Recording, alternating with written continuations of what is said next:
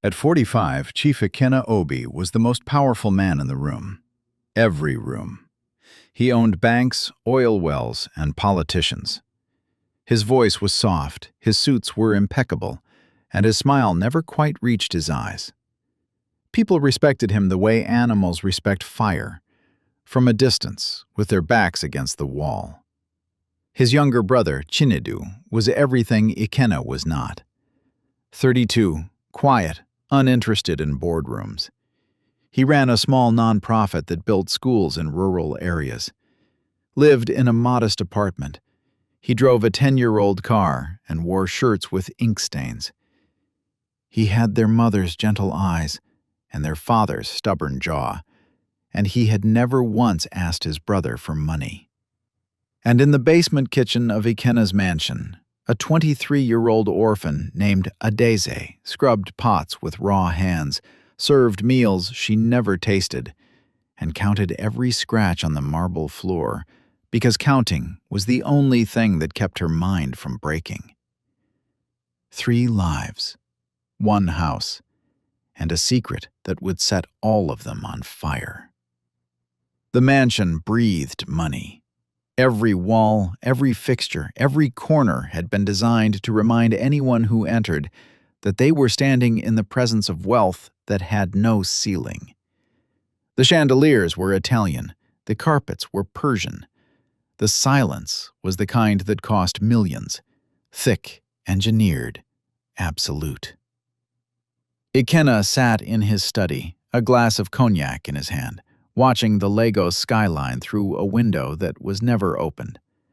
Across from him sat 2 men, his lawyer, Okoro, and a man whose name Adeze would never learn, but whose face she would never forget. "The trust fund matures in 6 months," Okoro said, sliding a folder across the desk. "Once Chinedu turns 33, he inherits his half of your father's estate, 42% of Obi Holdings."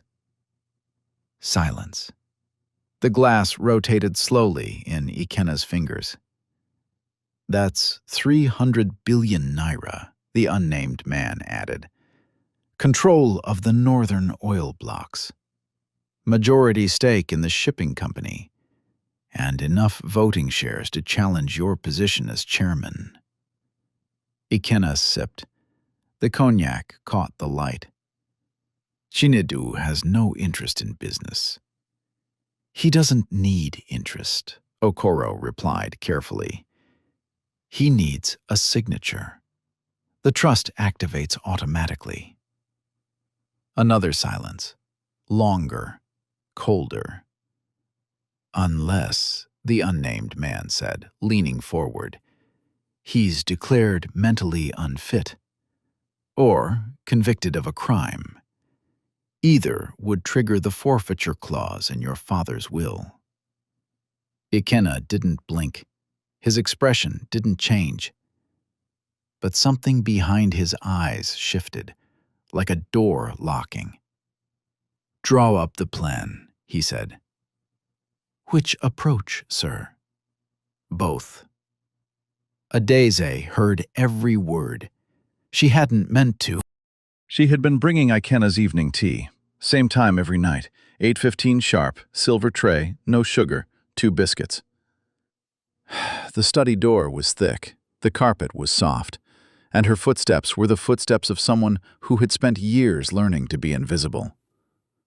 But the door was open, 3 inches, just enough.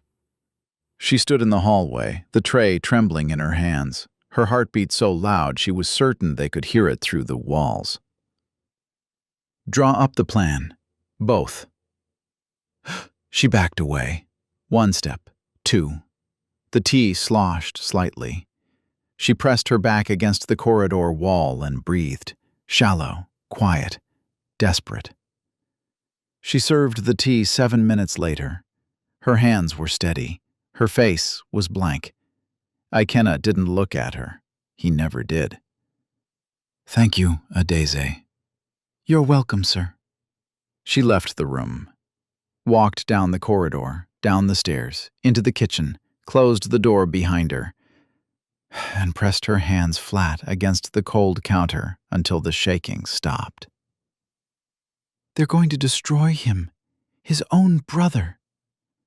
Adeze had been in this house for 4 years. Orphaned at 14 when a gas explosion killed both parents. Taken in by a distant aunt who treated her like a burden until Ikena's household manager hired her as kitchen staff. She cooked, she cleaned, she ironed, she served. She was paid just enough to send money to the aunt who had stopped calling 2 years ago. She had no friends in the mansion, only colleagues who kept their heads down and their opinions silent. She lived in a small room behind the kitchen. The walls were bare, the mattress was thin. The window faced the garbage bins. She owned 3 dresses, a Bible her mother had given her, and a stubbornness that no amount of poverty had managed to break. Chinedu visited the mansion every Sunday. He came for dinner, an obligation their mother had established before she died, a tradition Ikena maintained for appearances. Adeze had served him dozens of times. He was the only person in the house who said please and thank you and meant it. He complimented the food. He asked her name and remembered it. Once, when she had dropped a plate, he had picked up the pieces before she could, cutting his finger on a shard and insisting it was nothing. He didn't know she existed beyond the kitchen, but she knew him. She knew the way he stirred his tea, slowly, clockwise, 3 times. She knew he always left 1 biscuit on the plate. She knew his laugh was the only warm sound in a house built of cold marble. And now she knew that his own brother was planning to destroy him. She couldn't go to the police. Ikena owned the police. She couldn't tell the household staff. They would either not believe her or report her to Ikena. She couldn't leave. She had nowhere to go and no one to call. But she could write. The first note was small, folded once, tucked beneath the cloth napkin on Chinedu's dinner plate, right side, where his hand would find it when he moved the napkin to his lap. 4 words. Your brother is dangerous. Chinedu found it that Sunday evening. He unfolded it beneath the table, read it, and his expression didn't change. But his stirring stopped. For the first time in all the Sundays Adeze had watched, his tea went unstirred. He looked around the dining room. Ikena was on the phone. The other staff had retreated. Adeze stood near the kitchen doorway, her back straight, her face neutral. His eyes found hers, just for a moment, a question in them. She looked away, picked up an empty serving dish, disappeared into the kitchen. The second note came the following Sunday, this time longer, more specific. Trust fund, forfeiture clause. He's planning to have you declared unfit or framed. I heard the meeting. I work in the kitchen. Chinedu's hand tightened around the paper. His jaw clenched. But again, his face showed nothing to the table. After dinner, he lingered in the corridor near the kitchen, unusual for him.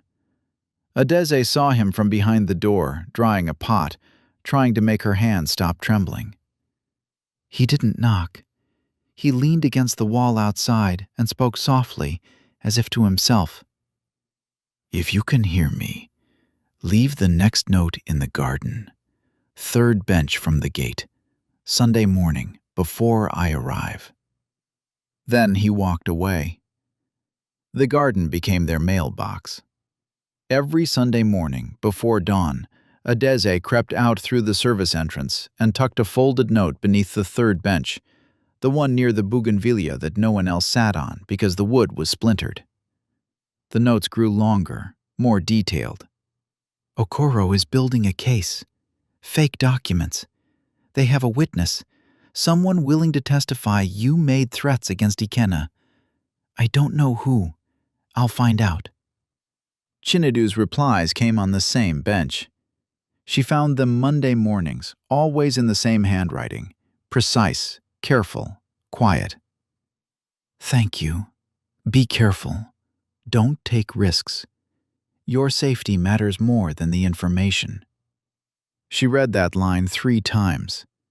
The words scratched something deep inside her chest, not because they were romantic, because they were kind.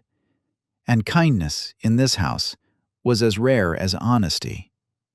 Your safety matters more than the information. No one had ever said anything like that to her. In 4 years in this mansion, no one had ever placed her safety above their own needs. The investigation took weeks. Adeze listened, not through doorways. That was too dangerous now. She listened to phone calls taken carelessly in the hallway. She read documents left on the study desk when she cleaned. She memorized dates, names, accounts. She wrote everything down in tiny, precise handwriting and folded the notes smaller each time. One night, she found the witness's name. A former employee of Chinedu's nonprofit, a man named Tunde who had been fired for embezzlement and was now willing to testify that Chinedu had threatened Ikenna in exchange for a payment she could only imagine. She wrote it all down. Next Sunday morning, 3rd bench, Bougainvillea. But on Saturday night, footsteps stopped outside her door. Heavy, deliberate. The household manager, Mrs. Okonkwo, opened the door without knocking. "Chief wants to see you." Adese's stomach dropped. "Now?" "Now." The study was dark except for the desk lamp. Ikenna sat behind the desk, hands folded. His expression was the smile that never reached his eyes. "Adese," he said warmly. "Sit." She sat. Her hands were clasped in her lap, her nails dug into her palms. "I've noticed something," he continued. "You've been attentive lately, near the study, near the garden." He tilted his head. "Near conversations that don't concern you." Silence. Thick, suffocating. "I'm not sure what you think you heard," he said. "But I want you to know, your position here depends on your discretion. Your aunt depends on the money you send. Your future depends on my goodwill." He leaned forward. "Do you understand?" "Yes, sir." Her voice didn't waver. Her heart was screaming. "Good," he smiled. "You may go." She walked out, down the corridor, down the stairs, into the kitchen, and, for the first time in years, Adese cried. Not from fear, from the crushing weight of being small in a world built for powerful people.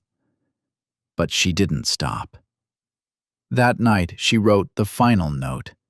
Everything she had gathered, names, dates, account numbers, the witness, the lawyer, the plan. She folded it into a square the size of a matchbox and hid it inside a bread roll, baked it right into the center of the dough. Sunday morning. She served Chinedu's breakfast herself, set the plate in front of him, bread roll on the right side. "Your bread, sir," she said. And for the first time she held his gaze deliberately. 2 seconds. Clear. Urgent. He understood. He took the roll. He didn't eat it at the table. 2 weeks later, Ikenna Obi was arrested. The evidence was overwhelming. Forged documents, witness tampering, financial fraud spanning 7 years. The case didn't go to court. It went to the front page. Every newspaper, every news channel.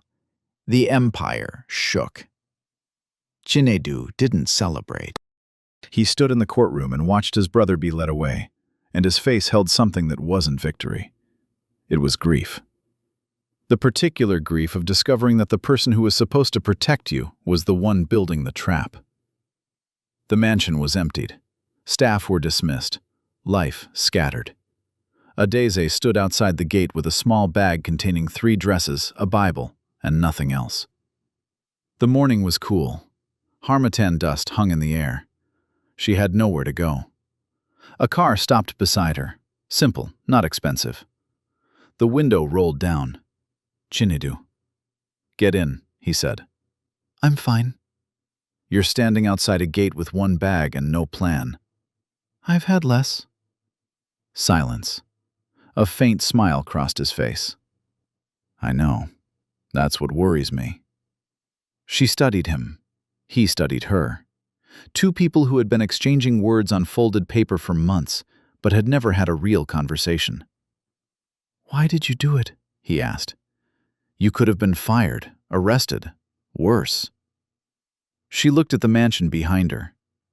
Because at the end of the day, I have to live with myself, and I couldn't live with knowing and doing nothing. The words settled between them. Heavy, honest. "Get in the car, Adeze." She did. They drove in silence, not the uncomfortable kind, the kind that came after storms, exhausted, relieved, ready. Where are we going? She asked. "Somewhere that doesn't smell like marble and conspiracy."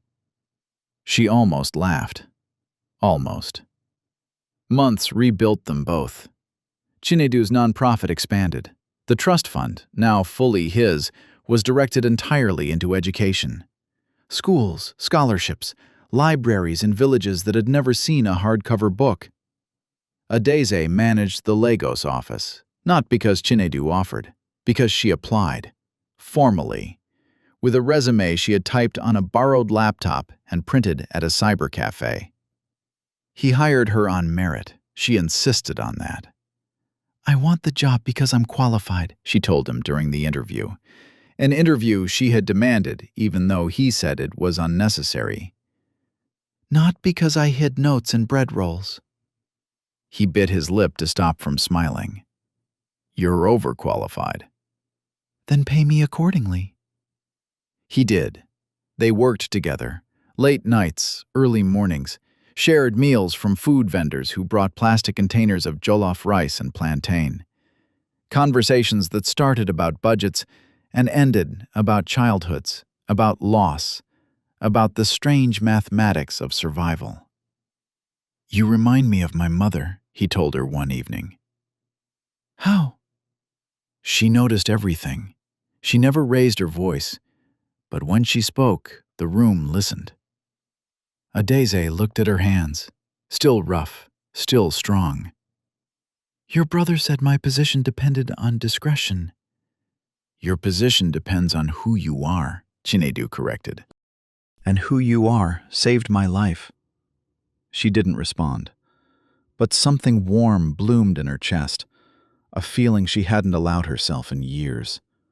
The feeling of being valued, not used, valued. The wedding was held in one of the schools Chinedu had built, a primary school in a village in Anambra.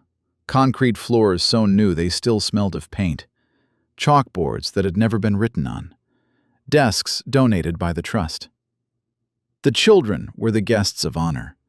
They sat in the front rows, 47 children in blue uniforms, giggling and whispering, and utterly unaware of the significance of what they were witnessing. Adeze stood in the small teacher's office that served as a dressing room. Her dress was white, simple, hand-sewn by a tailor in the village. She wore her mother's earrings, small gold studs, the only thing she had kept. She looked in the mirror. The girl who scrubbed pots in a billionaire's kitchen. The girl who hid notes in bread rolls.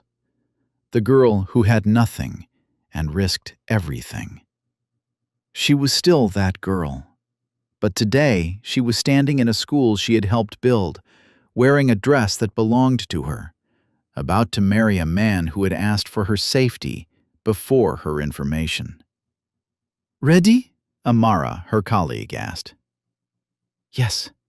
She walked into the classroom. Children turned, teachers smiled, village elders nodded. Chinedu stood at the front, beside a chalkboard where someone had written in colored chalk, Mr. and Mrs. Obi, happily ever after.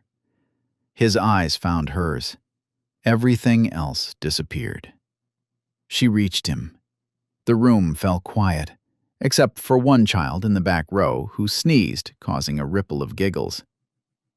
"Hi," she said. "Hi." The officiant, the village pastor, spoke of courage, of quiet strength, of the power of small acts done when no one is watching. Their vows were short. Chinedu spoke first. "You worked in my brother's kitchen. You heard a secret that could have killed you. And instead of running, instead of hiding, you folded it into a bread roll and put it on my plate." His voice cracked. "You saved me with nothing but a pen and a piece of paper. I will spend the rest of my life making sure you never have to be that brave alone again." Adeze's eyes shone. The children were silent, sensing something important, even if they didn't fully understand. "You wrote me a note once," she said. "It said, 'Your safety matters more than the information.'" She paused. "No one in my entire life had ever put my safety first. Not my aunt, not my employer, not anyone." Her voice steadied. "You did. Before you knew my face, before you knew my name, you cared about a stranger hiding in a kitchen." She smiled. "That's the man I'm marrying today. Not the one with the trust fund. The one who wrote that note." Silence. The kind that holds a room together. Then a child in the front row began clapping. Slowly. Then another. Then all of them. 47 children clapping with the chaotic, joyful noise of a future being celebrated. Later, as the sun set and orange light poured through the classroom windows, Adeze stood beside Chinedu, watching the children play in the schoolyard. "Can I tell you something?" she said. "Always."